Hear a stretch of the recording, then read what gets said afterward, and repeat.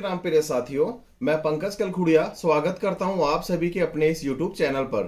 प्रिय साथियों, आज हमारा जो स्पेशल टॉपिक है, काफी सारे दर्शकों की, व्यूअर्स की, सब्सक्राइबर्स की मांग थी कि प्लीज दीपावली के ऊपर एक वीडियो जरूर बनाएं कि हमें किस तरीके से पूजा करनी चाहिए, पूजा की विधि क्या होनी चाहिए, इसके ऊपर थोड़ा सा डिस्कस जरूर करें।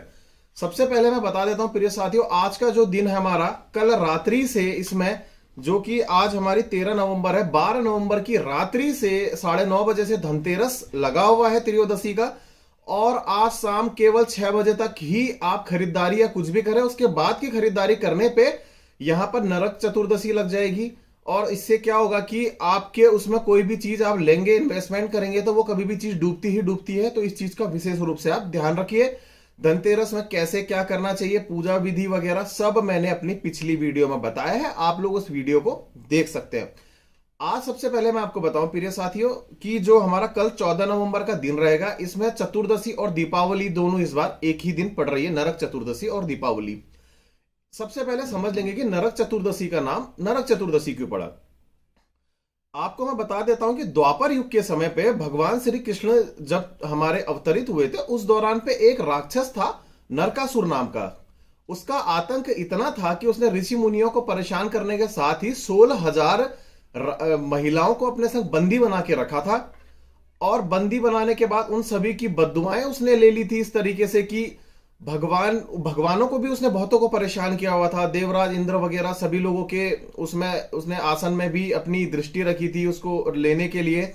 तो सभी देवता परेशान होकर के ब्रह्मा जी के पास गए। ब्रह्मा जी ने उनको समस्या से सुलझने के लिए बोला कि भगवान श्री कृष्ण ही उनका वध कर सकते हैं, या फिर भगवान श्री कृष्ण के संग कोई ऐसी नारी हो जो उसका वध कर सके, क्योंकि उसके श्राप था, उसे केवल कोई नारी ही मार सकती है, पुरुष नहीं, स्त्री ही मार सकती है। तो इस वजह से उसने 16,000 महिलाओं को बंदी भी बना दिया था अपने क्षेत्र की। तो उसके बाद जब सभी देवतागण भगवान श्री कृष्ण के पास गए, तो भगवान श्री कृष्ण अपनी धर्मपत्नी सत्यभामा के साथ गरुड़ में अपने युद्ध करने के लिए नरकासुर के पास गए, और उनकी सत्यभामा की मदद से उन्होंने नरकासुर का वध किया। साथ ही में सभी स्त्रियों को मुक्त भी कराया, और लोक लाज के कारण कि इनका विवाह कहीं होने में परेशानी होगी, तो उन्हें अपनी पटरानियों का या अपनी रानियों का दर्जा भी उन्होंने उनको दिया। और साथ ही में तब से उनकी 16,000 रानियां भी साथ ही में हुई थी। इसके बाद प्रिय साथियों, ये नरक चतुर्दशी के दिन पूजा करना अहम इसलिए हो जाता है क्योंकि इस दिन यमराज को भी खुश किया जाता है, मृत्यु के देवता की हमारी जो असमय अकाल मृत्यु होती है उस चीज से बचाने के लिए नरक चतुर्दशी के दिन इसकी पूजा विधि होती है। बात करते हैं दीपावली की। प्रिय साथियों, दीपावली का दिन जो हमारा कल विशेष रहेगा, सबसे पहले समझ लेते हैं कि दीपावली क्यों मनाई जाती है। हमारे शास्त्रों में लिखा है कि भगवान श्री राम जब अपने 14 वर्ष का वनवास पूर्ण करके, रावण का वध करके वापस अयोध्या आए थे, तो उस दिन दीपों से उनका स्वागत किया गया था, वहां पर दीपावली का उत्सव मनाया गया था, तब से दीपावली मनाई जाती है।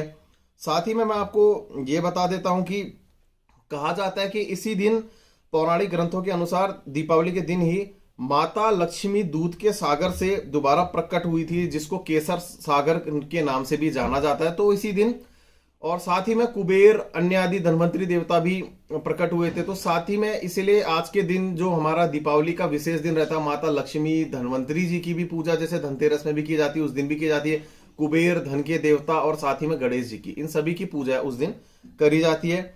मैं आप सभी को बता देना चाहता हूँ प्रिय साथियों, जो हमारे पास सामने पर को आप देख रहे होंगे कि कुछ पिक्स वगैरह आपको दिखाई दे रही है। आपको दीपावली में पूजा आपके शहरों के अनुसार इस बार हमने कोशिश करी है देने के लिए कि आपके शहर में कितने बजे से कितने बजे के बीच में आप दीपावली में पूजा कर सकते हैं। तो इस जो हमारी पिक्चर आपको दी हुई, इसको जरूर अच्छे से रीड कर लीजिए, क्योंकि काफी सारे शहरों के नाम हमने इसमें लिखे हुए हैं और समय दिया हुआ है, उसके अनुसार आप पूजा करेंगे तो आपको बहुत ज्यादा मदद मिलेगी।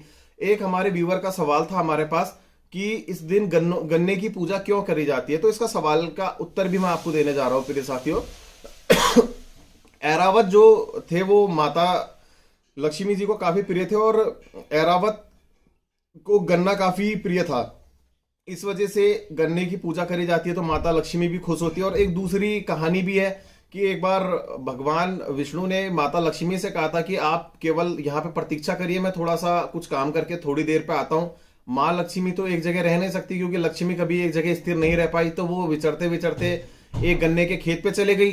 गन्ने के खेत पे पहुंची तो उनको अच्छे लगे वो गन्ने, उन्होंने वो सारे गन्ने उसमें से जो उनको अच्छा लगा, जितना उनकी इच्छा थी, उन्होंने खाने शुरू करे। तो भगवान विष्णु वहां प्रकट हुए और वो काफी नाराज हुए कि आपने इस खेत के मालिक से पूछा कि क्या मैं ये गन्ने खा सकती हूँ? तो माता ने मना करा। तो उन्होंने उन्हें उसी समय श्राप दिया, कहेंगे एक हिसाब से, कि आप इस खेत के मालिक, जो कि बहुत गरीब था, उसके घर 12 वर्षों तक रहेंगे, यहीं पर को आपका जन्म होगा और सारे तरीकों से आप बचपन के जो कष्ट हैं उनके लेंगे।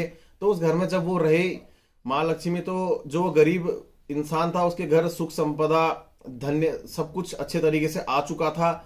और जब वो जाने लगी तो भगवान उनको उनके पिता ने, माता लक्ष्मी के पिता ने उस समय रोका कि आप नहीं जा सकते, आप यहीं रहेंगे, आप मेरी पुत्री है। तो भगवान विष्णु ने उसी समय प्रकट होकर उनको आशीर्वाद दिया कि माता लक्ष्मी अदृश्य रूप से आपके वहां हमेशा विराजमान रहेंगी।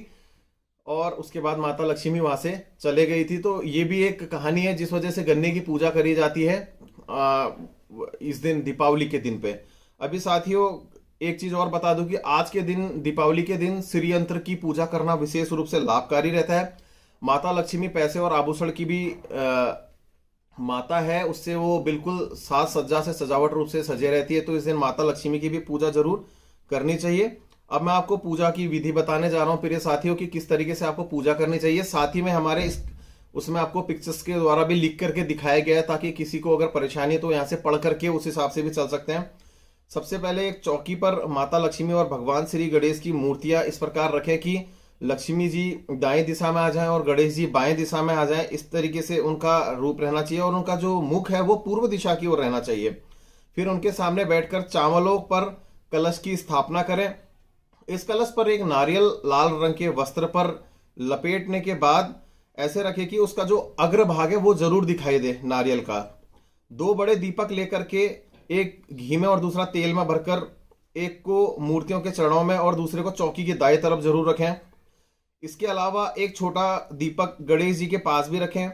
फिर शुभ मुहूर्त में, जो कि आपको हमने बताया हुआ है यहाँ पिक्चर्स के द्वारा, जल, मौली, अबीर, चंदन, गुलाल, चावल, धूप, बत्ती, गुड़, फूल, धानी, वैद्य नैवेद्य आदि लेकर के पहले पवित्र करें। फिर इसके बाद दीपक को कम से कम 26 दियों को जलाना शुभ माना जाता है इस दिन के अंदर। उन्हें नमस्कार करें, उन पर चावल छोड़िए पुरुष, और बाद में फिर स्त्रियां गणेश जी की, लक्ष्मी जी, अन्य देवी देवताओं का विधि रूप से पूजन करें। लक्ष्मी सूत्र का पाठ जरूर करें और जितने भी आपके बही खाता है उन सभी को नए रूप से लिखने की शुरुआत भी करें। तेल के अनेक दीपक जलाकर घर के कमरों पर, तिजोरी के पास, आंगन, गैलरी आदि जगह पर रखें ताकि किसी भी जगह अंधेरा ना रहे। पूजा के बाद एक एक दीपक घर के कोनों में जलाकर रखें। एक छोटा तथा चौमुखा दीपक रखकर निम्न मंत्र जो आपके सामने लिखा हुआ है, लक्ष्मी जी का पूजन जरूर करें। नमस्ते सर्व देवानाम वरदास हरे प्रियाया गति स्वत प्रसन्नान सा में भूयात्व दर्शनात्। फिर मिठाई, पकवान, खीर आदि का भोग लगाकर सबको प्रसाद जरूर बांटें।